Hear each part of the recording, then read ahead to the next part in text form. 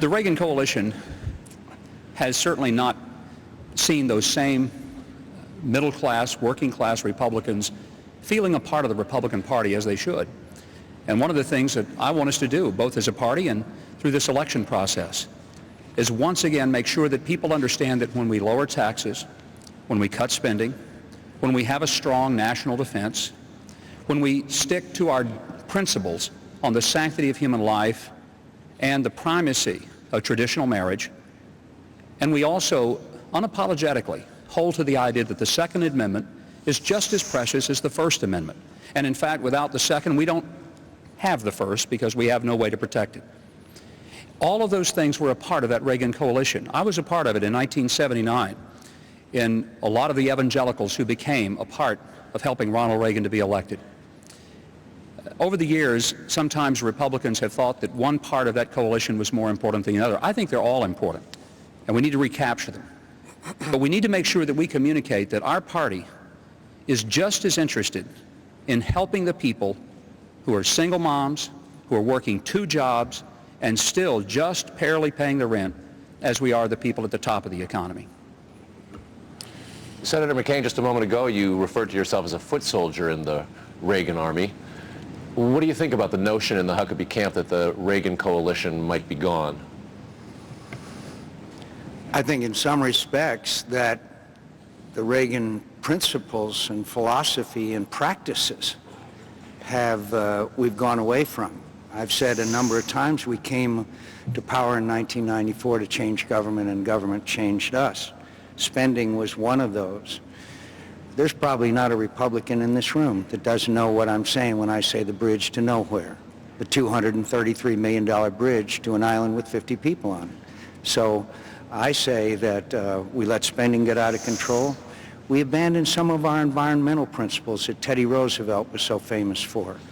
Climate change, in my view, is probably real, and climate change has to be addressed. And we can do it without asking anyone to shiver in the dark. Young people in this country want a better planet to be handed off to them. But fundamentally also, we have to return to those principles of less government, lower taxes, strong family values, strong national defense, and those that made us the Reagan Revolution that brought about a new dawn of a new day in America and helped us immeasurably in bringing down the Iron Curtain. And I'm not sure about the lights here. Governor Romney, as part of your universal health insurance plan in Massachusetts, you say it was necessary to include coverage for abortion services. Would you make that same decision if Congress were to suggest that mandatory abortion services would be part of a national health insurance program? Carl, the decision to include abortion services in health care in Massachusetts was required by the court, not by the legislature, and certainly not by me as governor. My term as governor was decidedly pro-life. On every decision I could make as governor, I came down to the side of life, and that's why the Massachusetts Right to Life Association awarded me their leadership award after my term as governor. But let me come back to your other question about Ronald Reagan. Look, the only way we're going to win the White House is by appealing to the coalition that brought together the great strength that Ronald Reagan brought to America. What's happened in America is that Washington has moved away from the Reagan coalition. The Republican Party in some cases has moved away from the Reagan principles. But the principles that Ronald Reagan espoused are what will allow us not only to win the White House, but to keep America strong. Ronald Reagan was the ultimate optimist.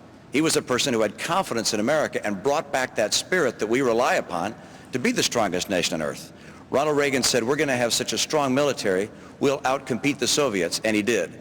He said we're going to have such strong families that the values of Americans will shine as an example, a shining city on a hill for the entire world to see, and he did that. And he also said we're going to have a strong economy, because he recognized that the only way we can have strong families that have good health care and schools and values and a strong military is if our economy is powerful. Knowing how America works is more important than knowing how Washington works. And I've spent my life over the last 30 years learning how America works, how our economy is the envy of the entire world. And I want to make sure that in this time when our economy is a little fragile, not sure where we're heading, that we strengthen that economy. That's what I know how to do. I've seen jobs come and go. I'll make sure that jobs come to America. Could I answer that Senator Thompson, question on a the 30-second rebuttal, Reagan? sir. Well, it's not a response. I mean, you asked a minute and a half question of these gentlemen on the Reagan Revolution. Could I address that? Sure. It's an important issue because I think it demonstrates what we're about here today. I think that Governor Huckabee's campaign manager said it accurately in terms of what they believe. They believe that it is over. This is a battle for the heart and soul of the Republican Party and its future. On the one hand, you have the Reagan Revolution. You have the Reagan coalition of limited government and strong national security. On the other hand, you have the direction that Governor Huckabee would take us in. He would be a Christian leader, but he would also bring about liberal economic policies, liberal foreign policies. He believes we have an arrogant foreign policy and the tradition of blame America first. He believes that Guantanamo should be closed down and those enemy combatants brought here to the United States to find their way into the court system eventually. He believes in taxpayer-funded programs for illegals, as he did in Arkansas. He has the endorsement of the National Education Association. And the NEA said it was because of his opposition to vouchers. He said he would sign a bill that banned smoking nationwide. So much for federalism, so much for states' rights, so much for individual rights. That's not the model of the Reagan coalition. That's the model of the Democratic Party. Governor Huckabee, you got the...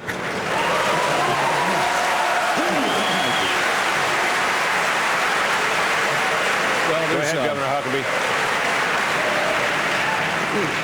The Air Force have a saying that says that if you're not catching flak, you're not over the target. I'm catching the flak. I must be over the target. Fred, I want to say I appreciate the analysis of my record, but let me try to give you some of the facts of my record. I came into Arkansas as a governor, put in that position as a lieutenant governor when my predecessor, a Democrat, was forced out of office on a felony conviction. I did something that had not been done in my state in 160 years. I cut taxes with the legislature working with me, and we continue to do that 94 times.